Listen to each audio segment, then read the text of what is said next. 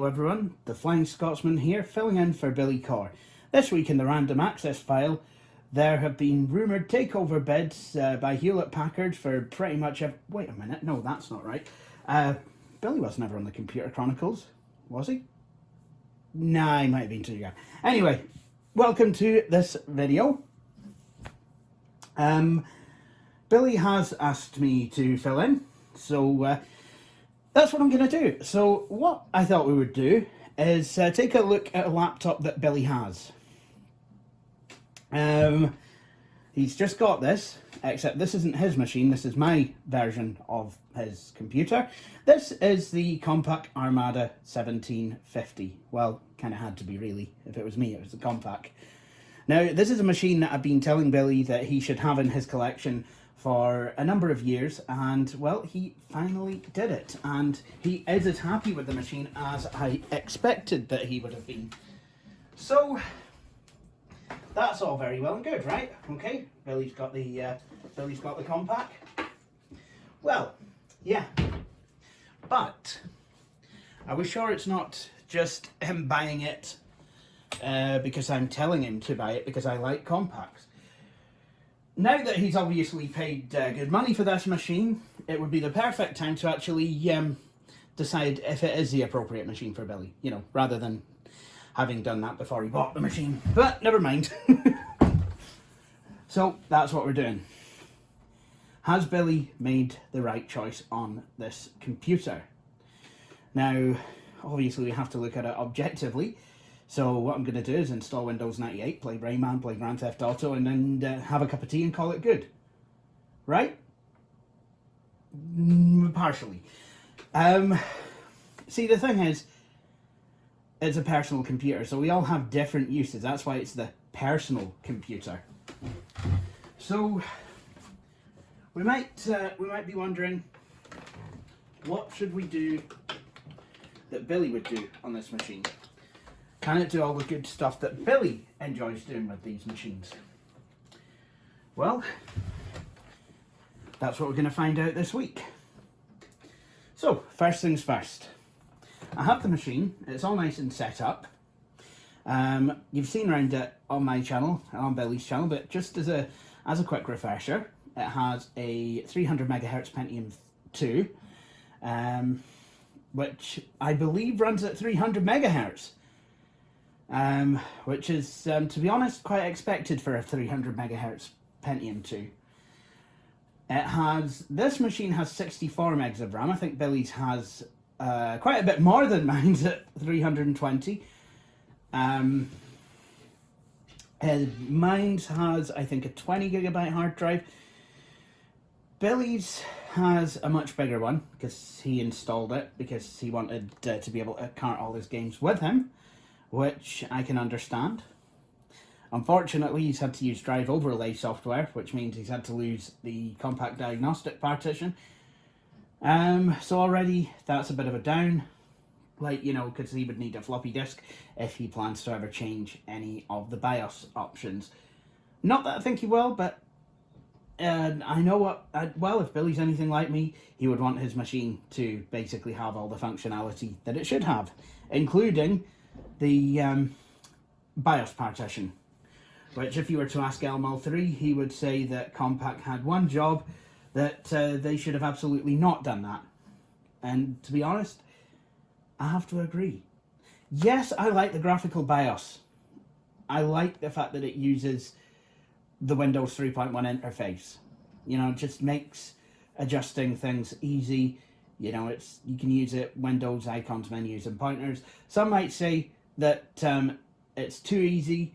If you can't use a text mode, you probably shouldn't be altering BIOS settings at all. Maybe, I don't know. Pundits might say that, but I'm not the one on trial. At least I don't think I am. Obviously, you shouldn't be messing about in a BIOS if you don't know what you're doing. Otherwise, you might end up with a situation that Billy's laptop had, where the sound was both disabled and set to stupid IRQ and resource settings and what have you, so he couldn't actually play any DOS games originally. But yeah, I mean, obviously I like that, but could have just not had a ROM BIOS instead. You know, some of the later Armadas did. This machine also has 4 meg ATI Rage Pro LT graphics. Not the best, but for a Pentium 2 era system, I think absolutely perfect. What else do we have? We have XGA TFT, I think it's 14 inches. CD drive, this is a tri-spindle, so we've got the hard drive. Floppy disk drive, now Billy has got a zip drive. Obviously you can, if you pull down on this latch, you can take out the floppy disk drive. So there you go. And if I had a zip drive or a second battery or something, in fact, you can actually, you have, do you actually?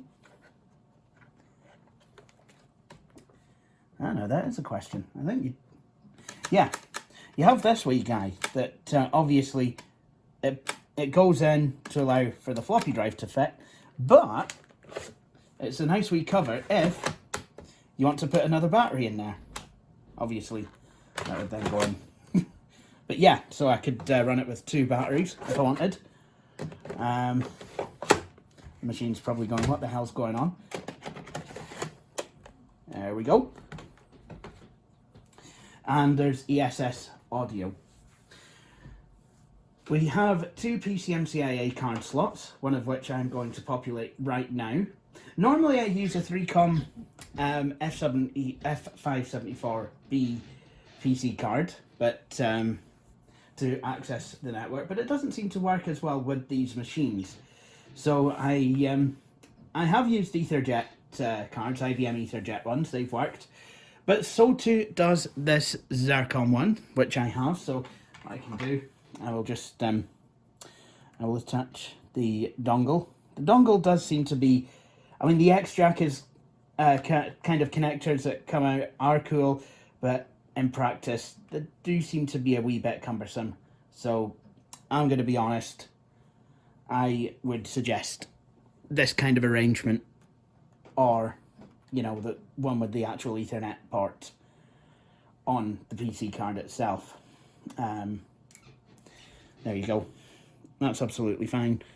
I don't see these dongles as being an issue.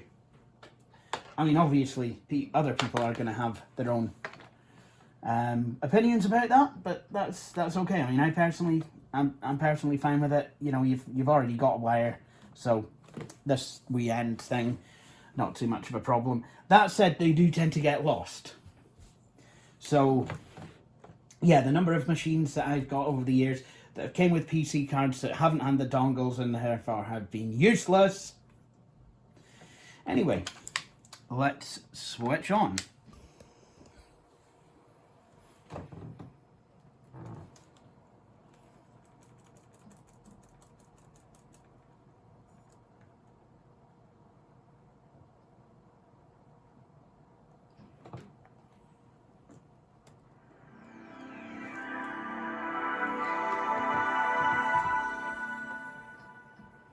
So, there we go. We are in business.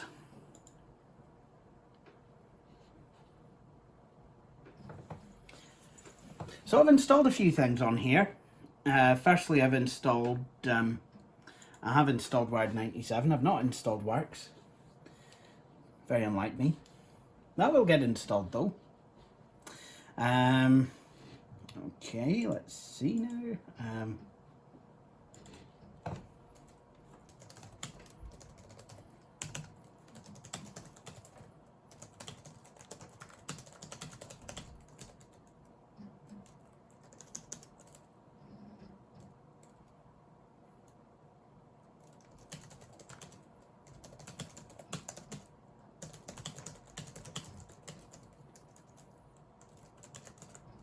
Whoops.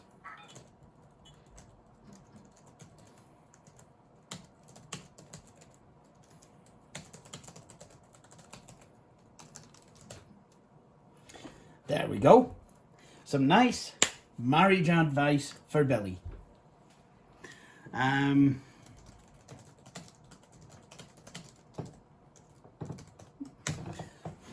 people are like, what would you know about marriage, Jay? You're never gonna get married. You're a half a lump of a loser. Well, yep, that is true. But still, I have lived with enough people to know that the cat does not go in the dishwasher. I mean, I'm sure Billy knew that already, but I just wanted to be sure. Now, one thing that I would like to show you guys, and I probably should show on my channel, is I have been watching a channel, and I forget what it's called Chris Tech or something. And he was showing how to share a new printer in such a way that one can send jobs to it from a Tandy 1000 computer running WordPerfect. Now, part of that was making said printer communicate with Windows 98. This is actually very easily doable. So let's get that installed now, because I'm sure this is something that Billy would install on his computer if given the chance. Now, what I need to do is install the HP port monitor. I have versions here for Windows 98 and Windows NT through XP. Oh, the 98 version will work on 95 as well, and I'm guessing ME. So we go and install the standard port monitor for Windows 95. So yep, we want to install the TCP IP monitor. Good, installing, installed. Now, this is installed, nothing gets put on the start menu or anything. So what we're going to have to do is install an printer driver. So I'm going to go to Start, Settings, and then Printers.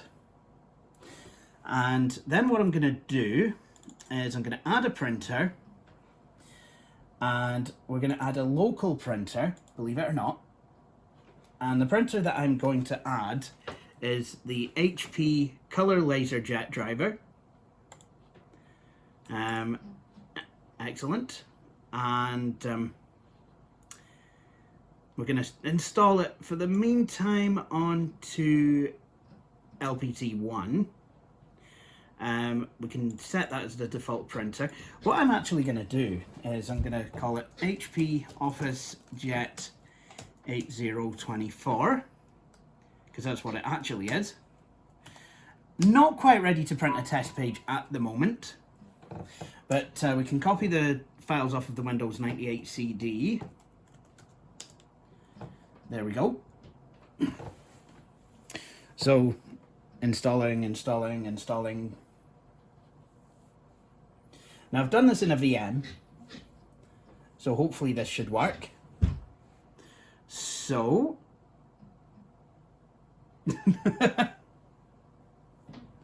there we go.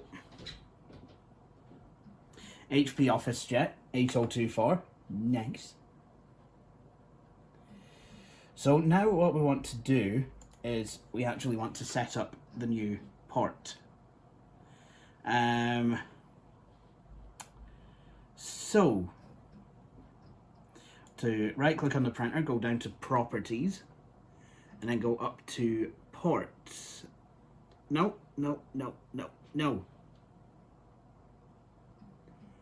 General, Details, Graphics. Details. Right, good.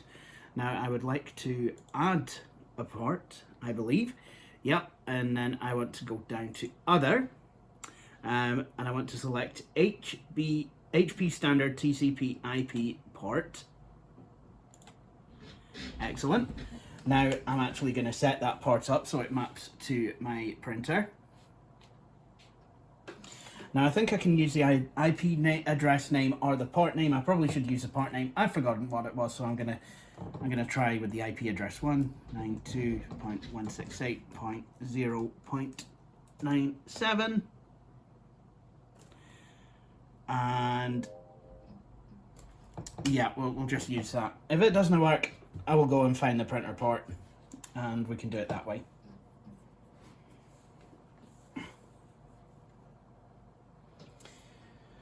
So, yep, that seems to have worked. So what I'm going to do is I'm going to click Finish. And then I'm going to go back to general, and printer settings have been changed but not saved. No. Let's apply these settings. Now we can send the printer test page, and the printer is now wiring into action. I'm just gonna jump out of frame.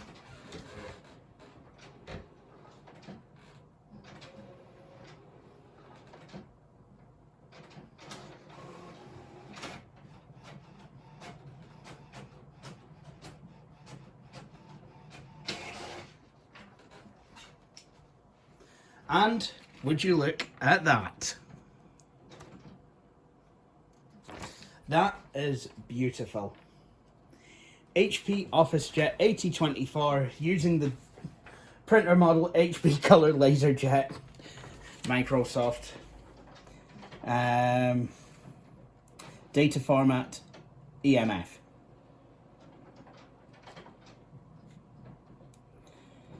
So, there you have it. This Compaq can print. That is quite sweet. Which means I can print from old programs. Hooray! So, if I wanted to, I could print Billy's marriage advice. I'm not going to though, because I actually have HP Instant Ink on that printer. Some of you will remember me installing the printer in the spring, I think it was. And I signed up for Hewlett-Packard Instant Ink, so I get about 100 pages, and every page of nonsense I print actually counts towards that. I'm probably never going to use those 100 pages, but I mean, come on, I mean, it's wasting paper anyway. But yeah. So, that's good. I've got the printer. So yeah. Okay. So, why don't we see, now that we have the printer installed, why don't we see if we can make something nice for Billy and his fiance's wedding? Let's do that. Let's get Print Shop Deluxe installed and up and running and see what we can do, shall we? Welcome to the, yep. Program installation. Let's install to the hard drive. Select the fonts. Select all. Why not? Oh, mechty me, that's a lot of fonts. Like Sierra Print Artist always came with a lot of fonts as well. It's like, what am I going to do with all these fonts? Directory you've selected does not exist. Would I like to create it? Don't like these error messages. James, I love your software, Broadware Bands, but your Print Shop Deluxe installer for Windows leaves a wee bit to be desired. I mean, it's speaking purely from an HCI kind of standpoint here, human-computer interaction, just, you know, the fact that you're playing the critical error sound and, you know, your dialog box has a big red crosses on makes me think there's errors if it...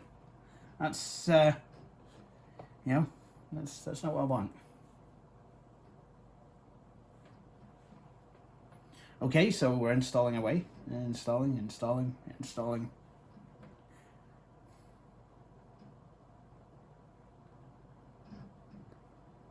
You ever tried that Carolina Circle Mall? Really good, apparently. What do you want? I'm on Billy's channel. Apparently that food in the food court, that was delicious, whatever it was. The thing that you could order was so delicious. The other thing, maybe not so much, but the first thing, the delicious thing that was delicious, yeah, that really was delicious. Okay, so that's installed.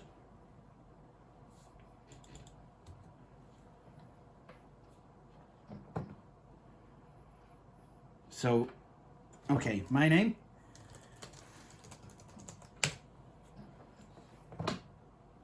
So I do apologize, my heat's going to be in the way. Good. I don't have Billy's site. So, Okay, I wonder if we can make just a one-page banner.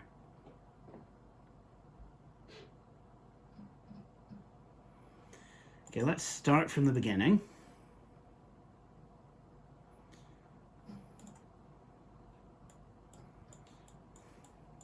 Now, I know that we could just make the banner and, you know, stitch the pages together, but I don't want to be doing that. So, let's make a poster instead, shall we? Start from the beginning. I think we'll make it tall. What we're going to do... Autumn. I mean, that would... Baby animals, you know, for the zoo, that the Cartown Zoo that's opening. Outback aisle, you know, we could like make a poster. Have you seen my baby animals, mate?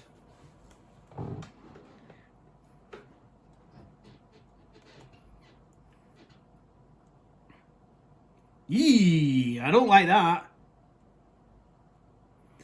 Well, Christmas is nice, probably one of Billy's favourite times of year, but it's probably going to feel like Christmas time getting married, but no. What could be good for a wedding between Billy and Billy, except it's spelled I-E. No, I'm kidding. I wonder if there's actually a wedding. No. Woodpecker. Some really quite nice ones here. And that one looks quite modern, actually. It's, yeah, there's some...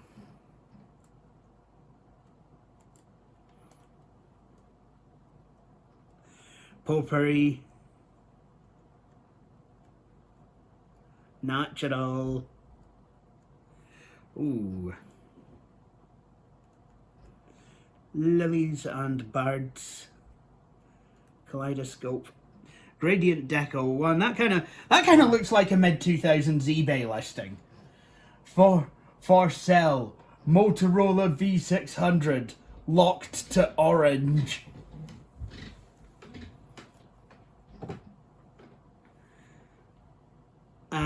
Fruit and leaves? Nah.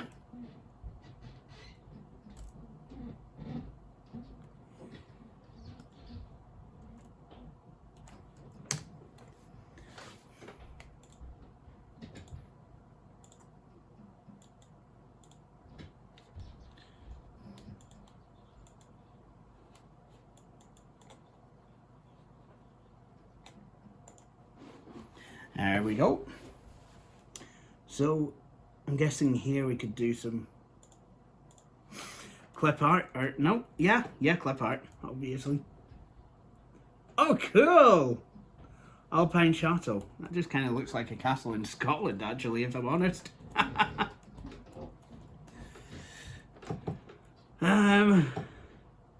Yeah, there we go. Wedding bells. And then we could have, oh, Billy could make that maroon, and then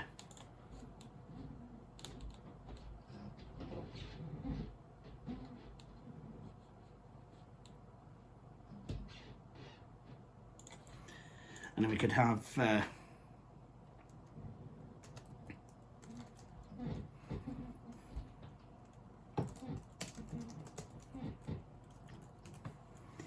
we could have Billy's fiance.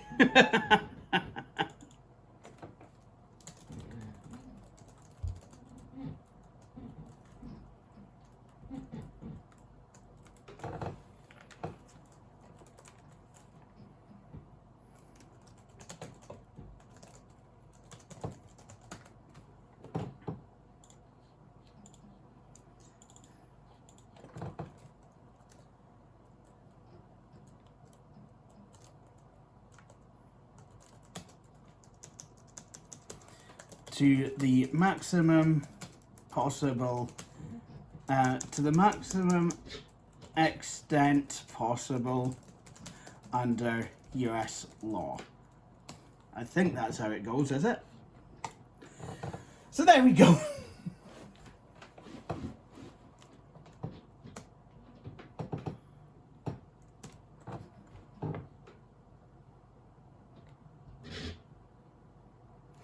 So I could print that off.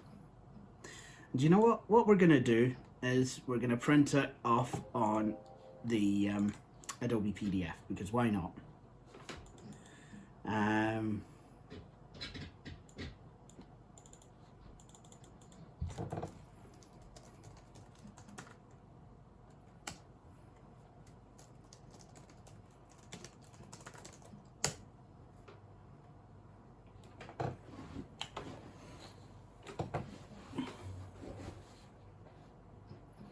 So, I'm not sure when this video goes out, whether Billy's going to be married or not by the time you all see this.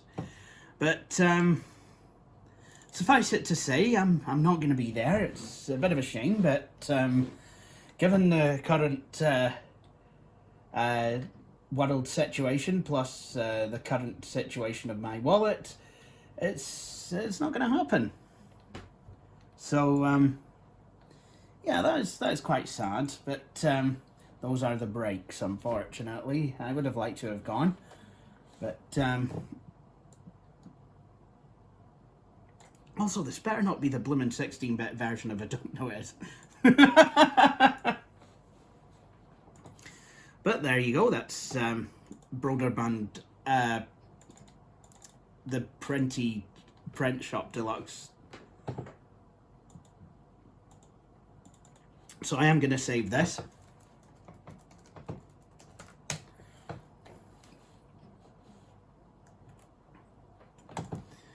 There we go. So now that we've done that, why don't we play a game or two? Now, obviously, it's a laptop, so there's no joystick support, right? Right.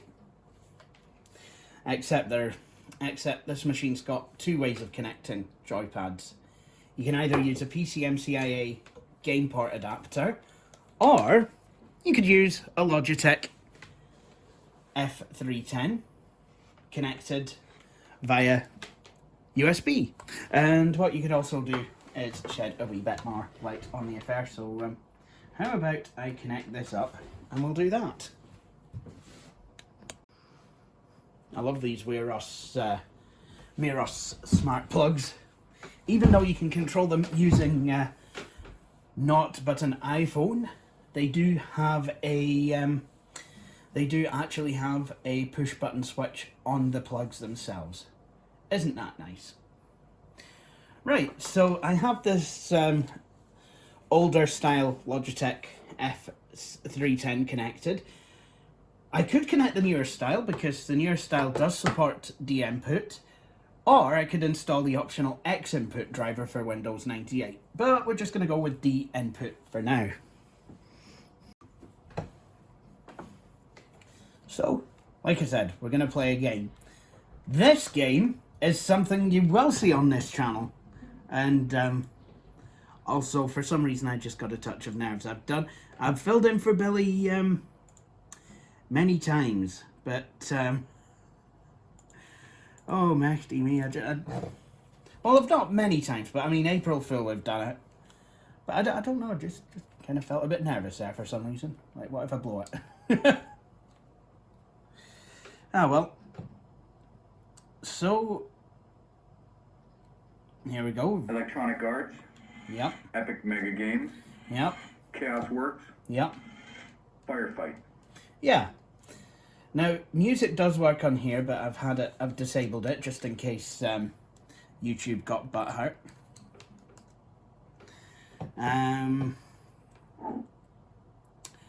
Now, I'm no good at this game, and I can't even get close to the Farcaster, which is a bit of a shame. That Farcaster is something else.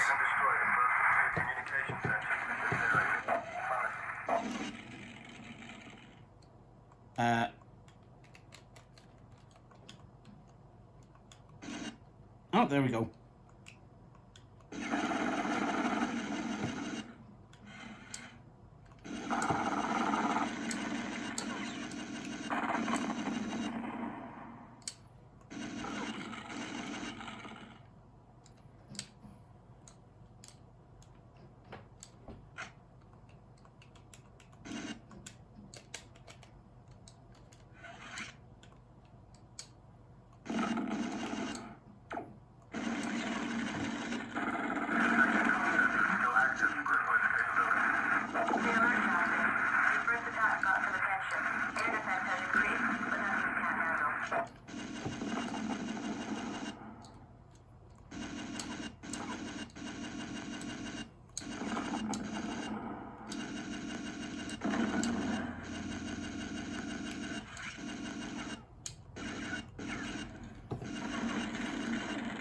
So I've just got to follow the arrow.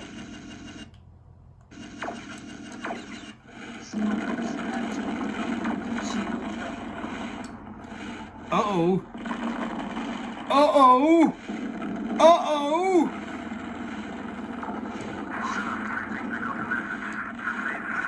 Oh no.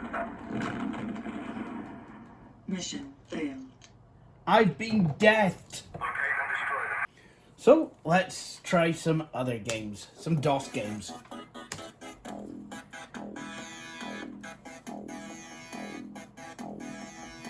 And as you can see, the sound is working beautifully.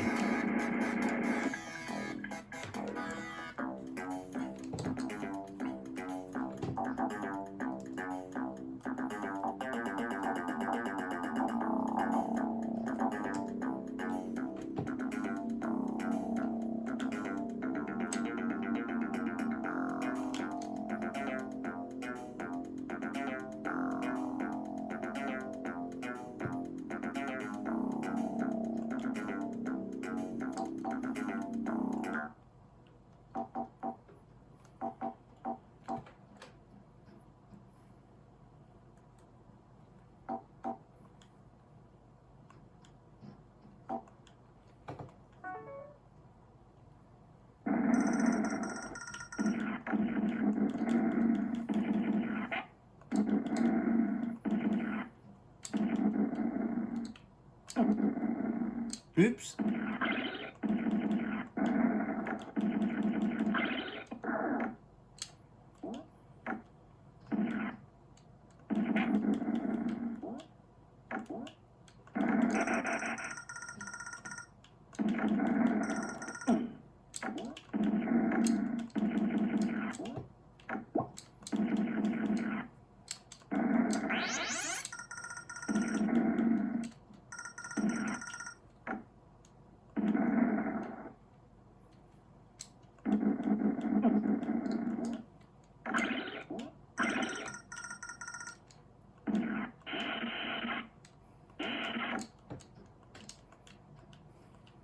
Oh, that's what that does.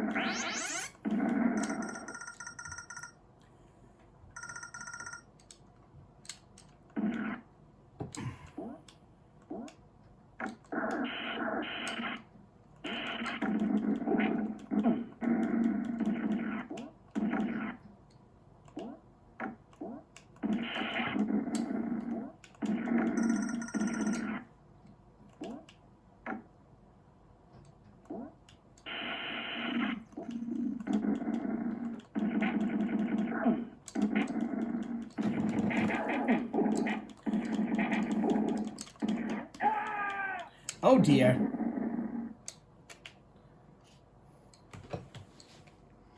Now, one of the things I like about this laptop for going out to DOS to do gaming is the MS-DOS mode. Now, you might have noticed that I was using this USB joystick just fine in Windows 98 and in the MS-DOS games running under Windows 98. That's no longer going to be possible because now we're actually going into DOS itself. Well, DOS 7.1, but still, it's about as DOS as you're going to get on Windows 98. So,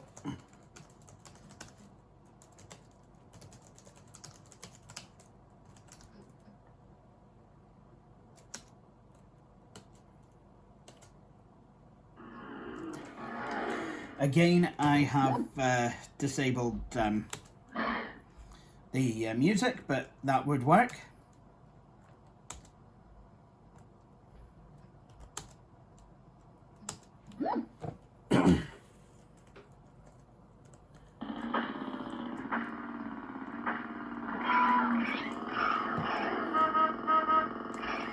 So this Wacky Wheels is essentially a clone of Super Mario Kart, the original Mario Kart game.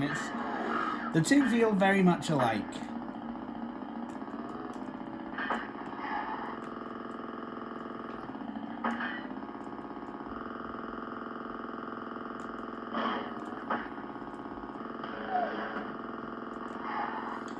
Obviously the weapons are going to be completely different.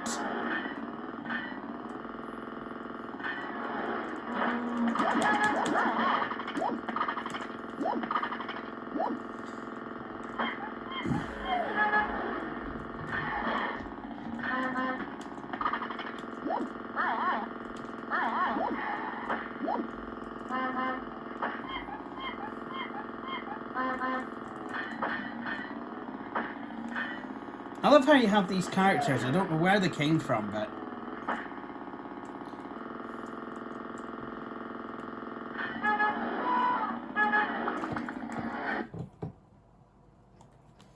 let's see if I can actually do this properly.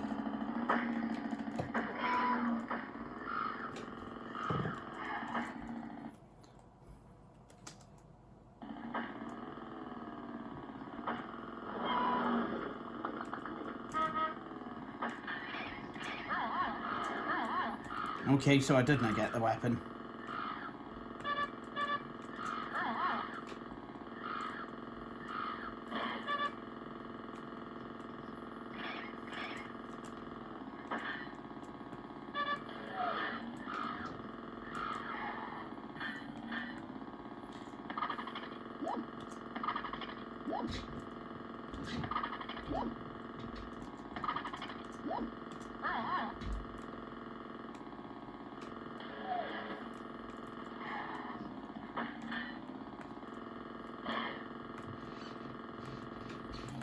Ah!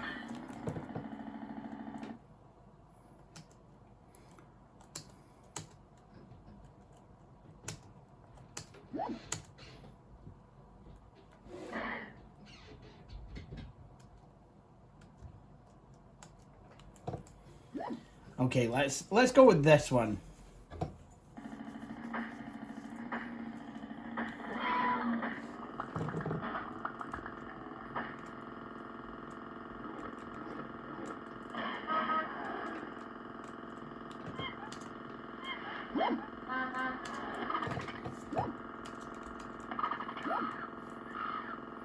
Hedgehogs are like the green mushrooms.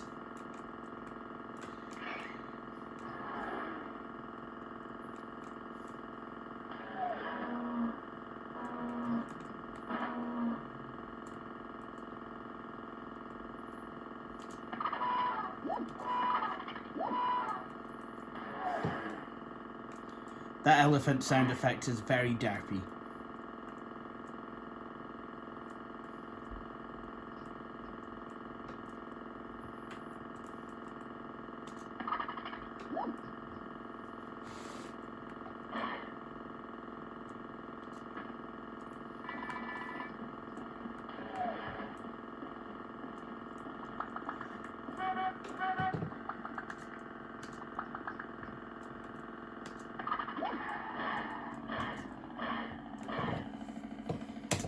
Good driving, keep it up.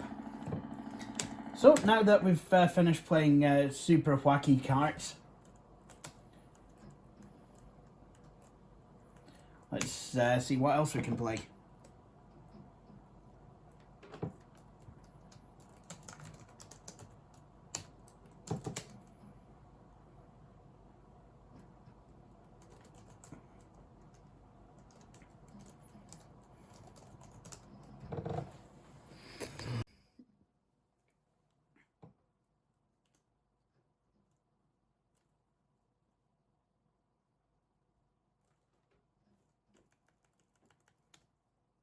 Oh yeah, I forgot there was, for some reason, 2 config files.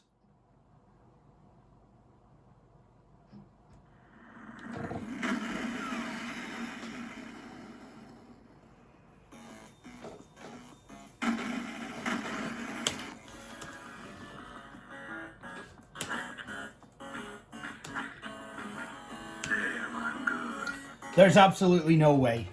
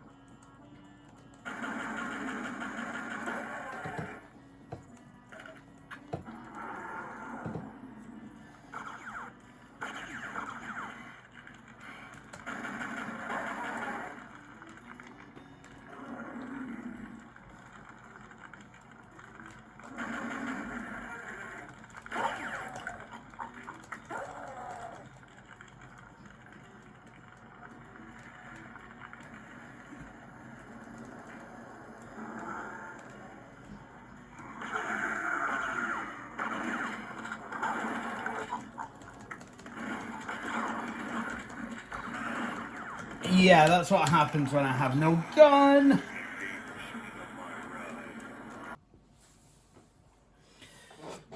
So this machine will perpetually boot into the real DOS mode until I tell it otherwise. And to do that, I just type exit, and that will literally exit out of real DOS mode and reboot the computer back into Windows.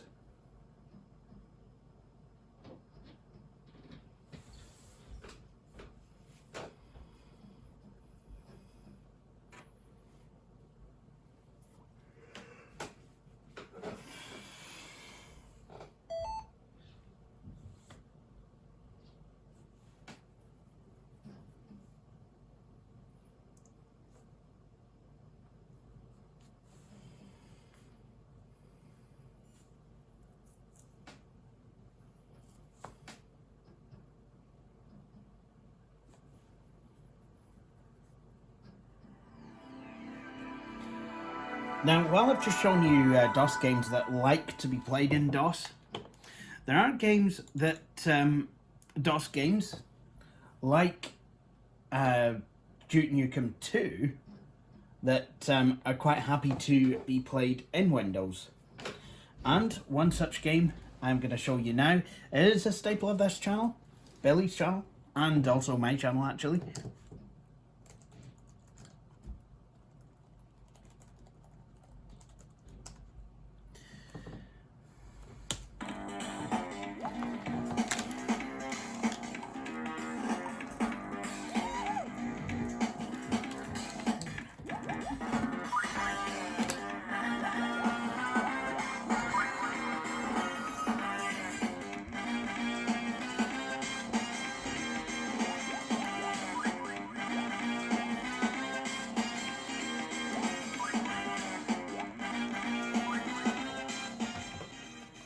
Playing Jazz Jackrabbit with a gamepad on a Compaq in the autumn.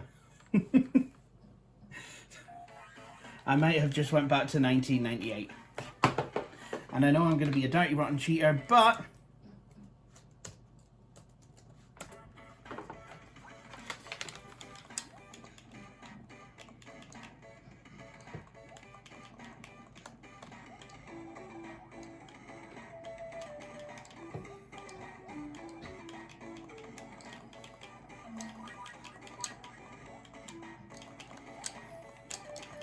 And join me this year for the Flying Scotsman's Christmas, where no doubt this game will find its way onto some kind of computer.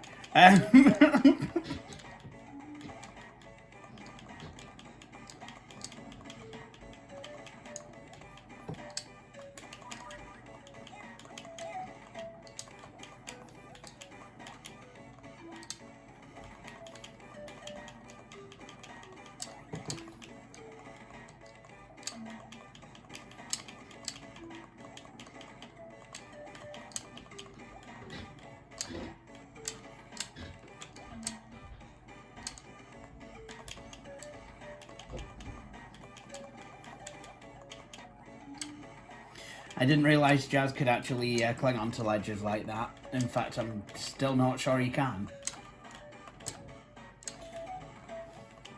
What are those things that he collects? I know these are floppy disks, but they're round things.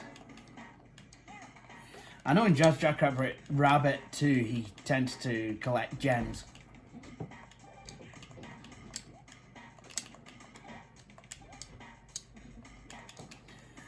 I like this game. Some people complain it's too big, but for me, it's absolutely perfect.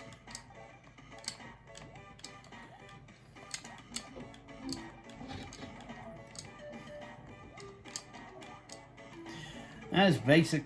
And if you remember how Wacky Wheels seemed to be a take on Mario Kart, well, this is very much a take on Sonic the Hedgehog in its own way. Except Jazz can't roll.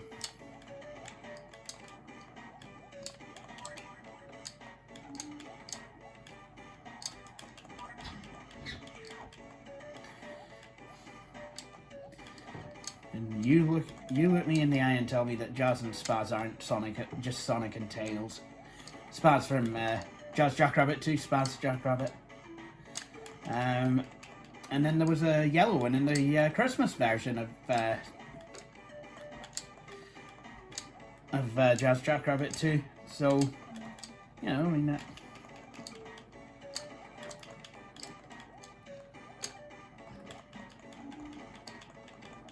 And I know Jazz is green and Sonic is blue, but still, you know.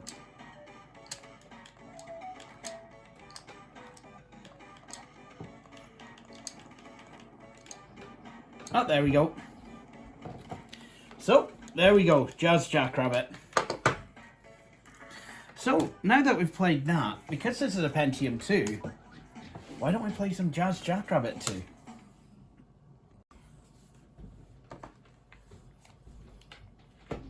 Alright, we're ready to start.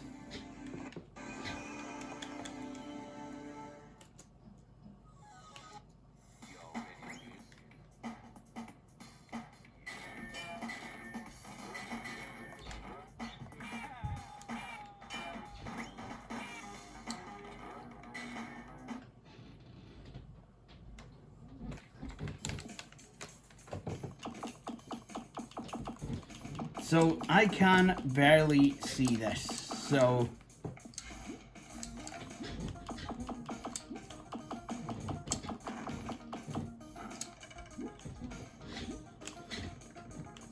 And in this one, Jazz can use his ears to fly. Well, or fall with style, as may be the case.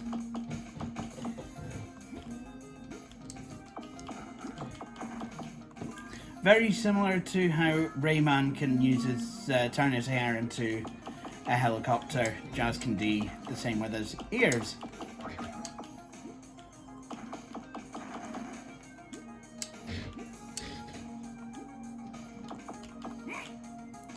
Oh, mächtig me.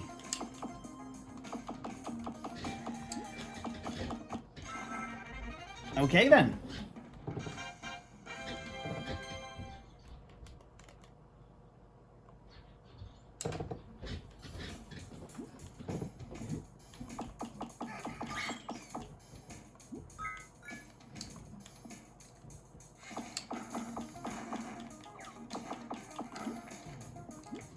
Yep. Oh, Jazz eats, can eat apples as well in here, as on this version, as well as the gems. and coins.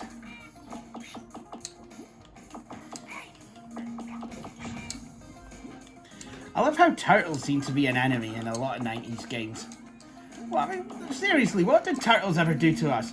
They're enemies. I mean, Goombas are well, not Goombas. Koopa Troopers, I think, are turtles. There's turtles in Crash Bandicoot, turtles on this game. Oh, Genesis. There's turtles in other games as well, from the platform games from the 90s. It just seemed to be a good old-fashioned scapegoat. I think this game's designed to be played at a higher speed than Jackrabbit 1. Maybe because the Pentium 2 has blast processing like the Sega Mega Drive or something. Except it's got more.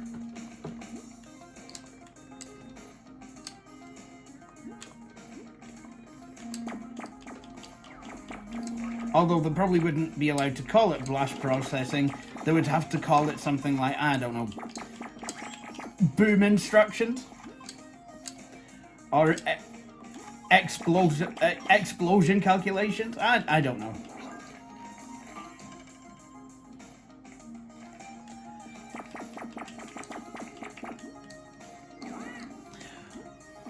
What about kablooey capabilities?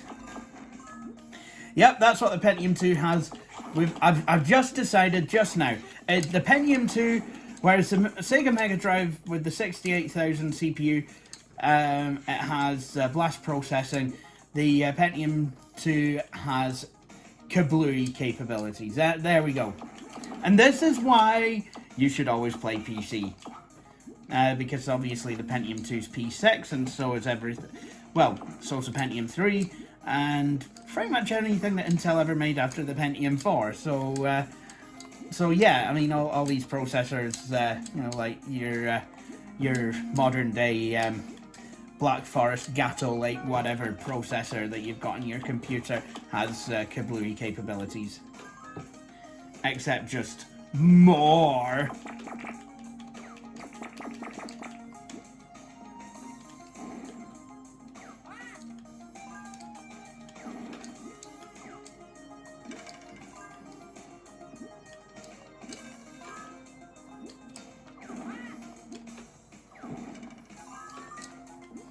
There we go.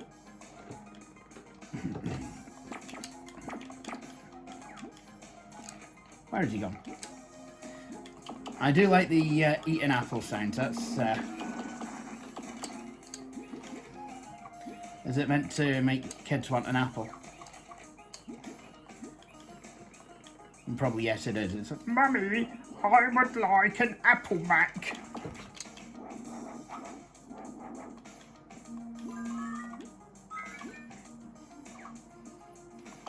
Or in Scotland you got, more. Hey, Mama, I'd like a mac and I'd like an apple mac, please. Can I hear an apple mac? Oh no. That was Windows 98 First Edition. Windows 98 First Edition? Yeah, I think there's going to be another one.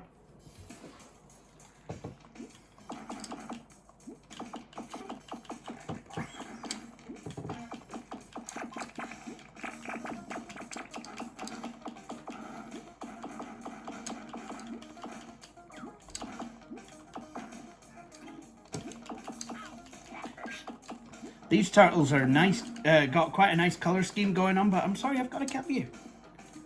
I know. It's, I don't get the world either. Maybe, I don't know.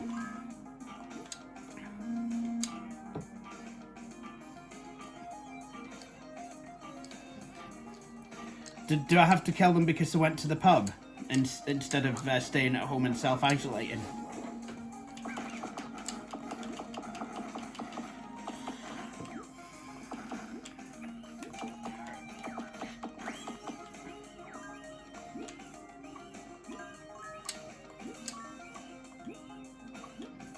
You're told. See, that turtle's pretending to stay at home and self-isolate. He's pretending to at least listen to Nicola Sturgeon. My friends, I'm really sorry about this, but you're all gonna need to stay at home and take a banana.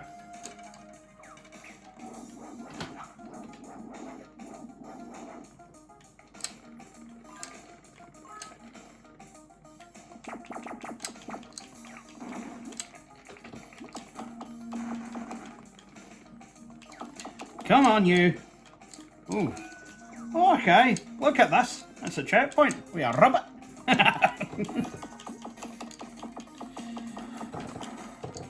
Okay, I've played enough of this.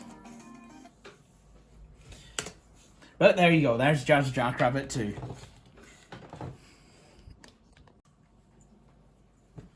Well, I had to at some point, did I not?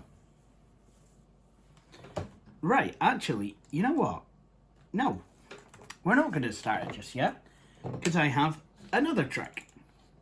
Now, I know you don't need to install the Humongous Entertainment games on Windows 9X, but I'm going to anyway.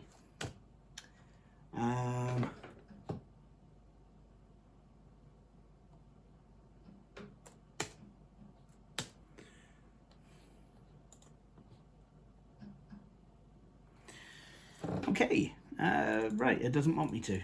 Oh well. But what I could do is I have a Humongous Entertainment program group in here, or start menu folder, I think, there we go.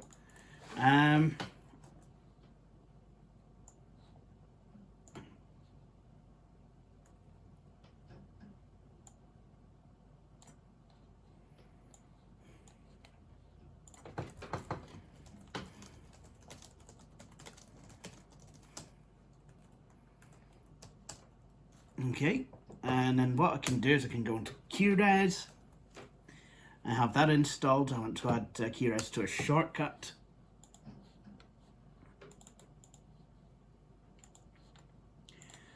I'll add it to Putt-Putt Saves the Zoo, and I will make it go to 640 by 480, 256 colours.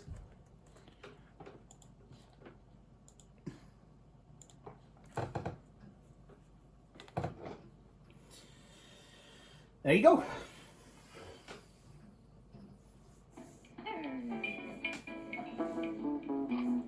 Fill your tank, save the zoo. Get in step, save the zoo. Check your tires, save the zoo. And go get gas, save the zoo. Putt-Putt, save the zoo. Putt-Putt, save the zoo. Putt-Putt, you got to save the zoo. Putt-Putt, save the zoo. Putt-Putt, save the zoo. Putt-Putt, save the zoo. Putt-Putt, save the zoo. Putt-Putt, save the zoo. Good morning, Mr. Baldini. Today's the opening of the Cartown Zoo. I know, but it's a bigger day. How would you ever like to take some zoo chow over there before they open? Would we ever, Mr. Baldini? Wonderful. Here you go. Now you make sure that you give it to Outback Al, the new zookeeper. Don't worry. You can always count on me. Good luck, Putt-Putt. Well, that's a wee bit ominous. Why would you need to wish good luck for just for a regular, quite mundane errand? Love heart-shaped apples, almost.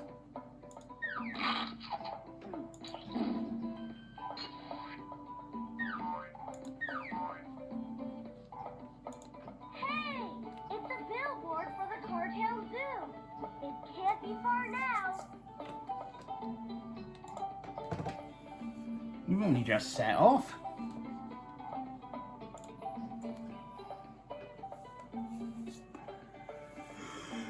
Wow! The Cartown Zoo! This looks great! No, it doesn't. Hello, Outback Al? It's me, Putt-Putt. I'm here to deliver some zoo chow.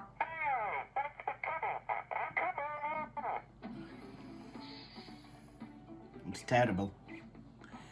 That really is a terrible speaker. Hot diggity! Is this ever gonna be fun?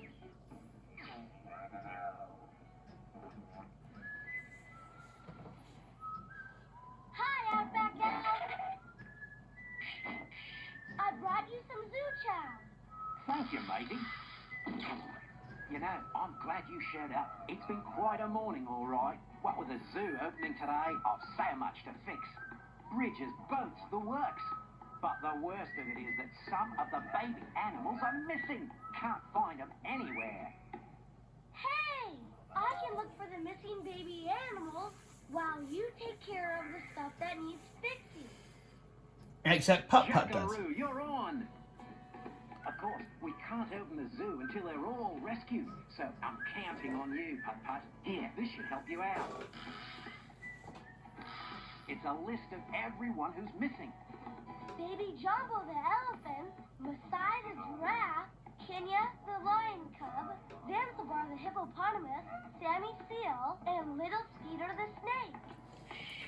Where is my little Skeeter? And good luck, Putt-Putt. Well, I'm off to fix up the place. See you later, Outback Owl.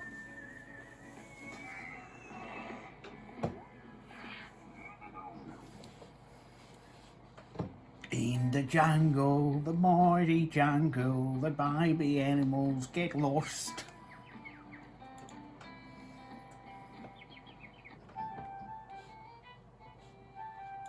It says free camera.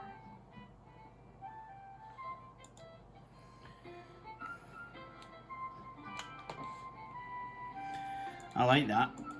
Free cameras to take photos.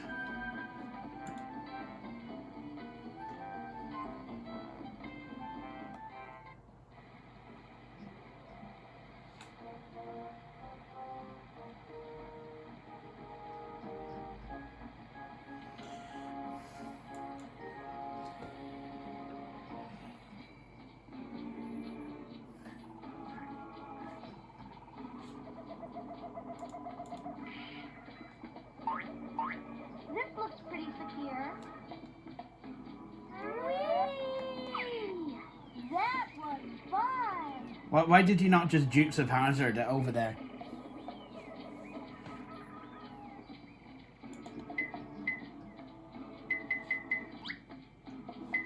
Let's rhyme.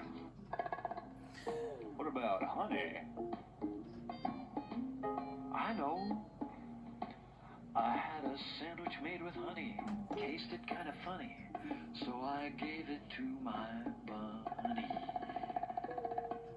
Crazy honey. Very nice. Very nice. I mean, that's not the only musical-ish number. We've got the topiary creatures. Oh. Where is my little Skeeter? Oh, where little Skeeter, where are you?